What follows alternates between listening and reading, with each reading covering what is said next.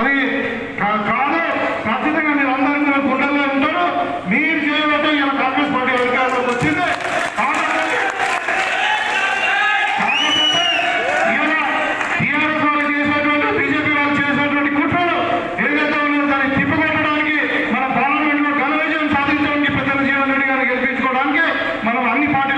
దగ్గర తీసుకొని ఎవరైతే మరి బీజేపీకి టీఆర్ఎస్కు వ్యతిరేకంగా ఇవాళ మేము పనిచేసి కాంగ్రెస్ పార్టీతో కలిసి పనిచేస్తామన్న వాళ్ళను మనం అందరం కూడా కలుపుకోవాల్సిన బాధ్యత మన మీద ఉన్నది.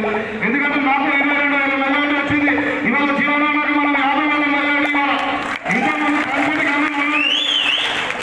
కంచెడి గంగలు అన్నారు. దీచిపల్లి మండలంలో 10,000 మెజారిటీ ఇస్తాం మన కాంగ్రెస్ పార్టీకి. అది మా బాధ్యత అని మా పార్టీ మన నాయకులతో బాధ్యత చెప్పడం జరిగింది. నిజంగా మన మండల నాయకులకు పెద్దలు గంగాధర్ కానీ, అనంతపురం గారు కానీ, శ్రీనివాస్ గారు కానీ, ఇక్కడ ఫ్రాన్సర్ గారు కానీ వాళ్ళు చాలా కష్టపడి వారంలో నుండి ఈ కార్యక్రమాన్ని ఏర్పాటు చేశారు. మీకందరూ కూడా తప్పకుండా మీ స్థానం మీకు ఉంటుంది. మీరు ఏకి అపోహలు అనుమానాలు చేయబడే విధంగా ఏదైతుందో అందరి మద్దతు పొందబడే విధంగా గతంలో వారి ఎన్నికల్లో మరి వారికి మీ మద్దతు కొంతమేరకు లభించకుండా పెద్దమని చేసుకొని భవిష్యత్తులో కాంగ్రెస్ పార్టీ మరింత బలోపేతం కావాలనేటువంటి భావన తలంపుతోని చేరికలను ఆమోదిస్తున్న సందర్భంగా కార్యక్రమ నిర్వాహకులు స్థానిక శాసనసభ్యులు మిత్రులు భూపతి రెడ్డి గారు, స్థానిక డిచిపల్లి మండల కాంగ్రెస్ అధ్యక్షులు గంగాధర్ గారు, గరి రామన్న గారు, మా మిత్రులు గడు గంగాధర్ గారు, నగేష్ రెడ్డి గారు స్థానికంగా పూర్వకంగా నమస్కారం చెప్తూ నేను ముందుగా మిత్రుడు భూపతి రెడ్డి గారు ఏదైతుందో మొన్నటి శాసనసభ ఎన్నికల్లో మీరందరూ అండగా నిలిచి వారి విజయం తమ విజయంగా భావించి ఏదైతుందో రాష్ట్రంలో కాంగ్రెస్ ప్రభుత్వం అధికారం ఏర్పడడానికి దోహదపడ్డ సందర్భంగా మీకు హృదయపూర్వకంగా ధన్యవాదాలు చెప్తున్నాను చెప్పండి.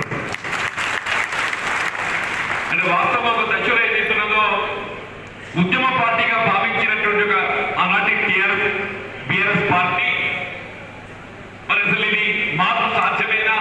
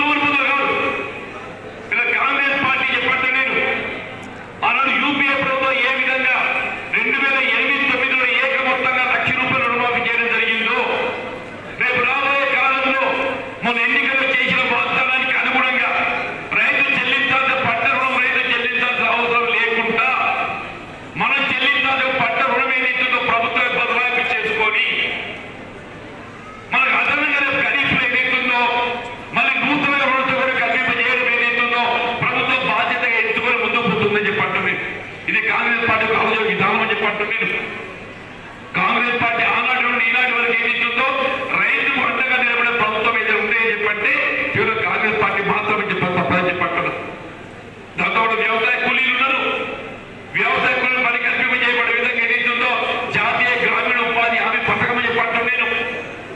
ఆ జాతీయ గ్రామీణ ఉపాధి హామీ పథకంతో గ్రామ స్థాయిలో వ్యవసాయ కూలీలు పని కల్పింప చేయబడడంతో పాటుగా గ్రామ స్థాయిలో చేపట్టబడే ప్రతి అభివృద్ధి కార్యక్రమానికి దోహదపడుతుంది. దాంతోపాటు వ్యవసాయ రంగానికి కూడా ప్రోత్సహించబడే విధంగా ఏదైతుందో భవిష్యత్తులో ఎన్ఆర్ఈఎస్ కార్యక్రమాన్ని వ్యవసాయానికి అనుసంధానం చేయబడే విధంగా చెప్పంటున్నా. మన 10 ఎకరానికి ఏదైతుందో ఒక 20,000 మంది కూలీలు అవసరం పడ్డట్టయితే ఒక 10 మంది కూలీలు ఏదైతుందో ఎన్ఆర్ఈఎస్ సమకూర్చబడ్డట్టయితే ఆ ఆర్థిక బలం తగ్గుతుందని చెప్పండి. ఏదో రకంగా ప్రభుత్వం కాంగ్రెస్ పార్టీ ఆలోచన విధానం రైతాంగానికి పెట్టుబడి తగ్గింపు చేయాలి, పెట్టుబడి భారాన్ని తగ్గింపు చేయాలి. మనం పండించే పంటకు ఏదైతుందో మన ఉత్పత్తుల గిట్టుబాటు కల్పింప చేయబడడం ఏదైతుందో కాంగ్రెస్ పార్టీ లక్ష్యంగా నేను భావిస్తున్నాను చెప్పంటాను.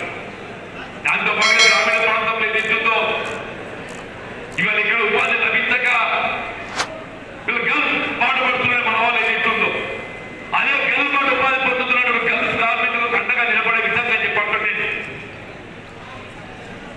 వారి ఇక్కడ కట్టుకున్న భార్యలు కన్నా పిల్లలు వదిలి దేశం ఎందుకు ఉపాధి నిమిత్తం అని చెప్పంటున్నాం.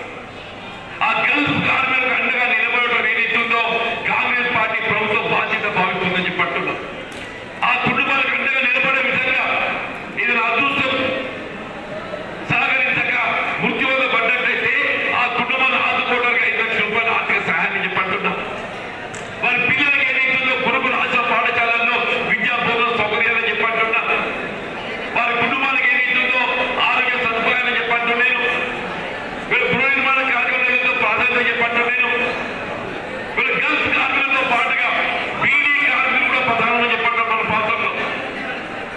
వీళ్ళు బీడీ కార్మికులకు ఏదైతుందో వారి పెన్షన్ సౌకర్యం గత ప్రభుత్వం అమలు చేయాలని తలపెట్టినప్పటికీ కూడా ఏదైతుందో వీళ్ళు కట్ ఆఫ్ డేట్ 2014 అని చెప్పని పేర్కొనడంతో 2014 తదుపరి ఎవరైతే పిఎఫ్ గుర్తింపు పొందిన పెన్షన్ రాలేదు.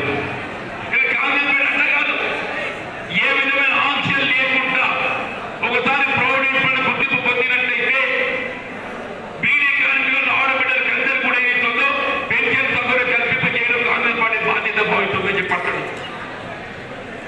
ఆనాడు 2,000 రూపాయల ఆర్థిక సహకారం కల్పింప చేస్తే రేపు మన ప్రభుత్వం ఏదైతుందో ప్రతి నెల 2,000 నుండి 4,000 రూపాయలకు ఆర్థిక సహకారాన్ని పెంచి కల్పింప చేయడం బాధ్యత భావిస్తుందని చెప్పంటారు. దయచేసి ఇక్కడ ఈ కార్యక్రమాలన్నీ మన కాంగ్రెస్ ప్రభుత్వం రాష్ట్రంలో అధికారానికి వచ్చింది. రేపు జాతీయ స్థాయిలో కూడా అధికారం రావాల్సినటువంటి ఆవశ్యకత ఉందని చెప్పంటున్నాను. ఇదే మోడీ గారు ఏం చెప్పినాడు, సంవత్సరానికి 2 కోట్ల యువతకు ఉద్యోగ అవకాశాలు అని చెప్పింది. సంవత్సరానికి 2 కోట్లు అంటే 10 సంవత్సరాలకు 20 కోట్ల మంది నిరుద్యోగ యువతకు అవకాశాలు కల్పించాలి. 10 సంవత్సరాలు గడిచిందా 20 కోట్లు కాదు కదా, 2 లక్షల మందికి ఉద్యోగ అవకాశాలు కల్పించాలి. 2 లక్షల మంది ప్రభుత్వం అయిన సంవత్సరం నిర్ణయం చేసి అమ్మకాన్ని పెట్టుకోవడం చెప్పండి నేను. ఆనాడు కాంగ్రెస్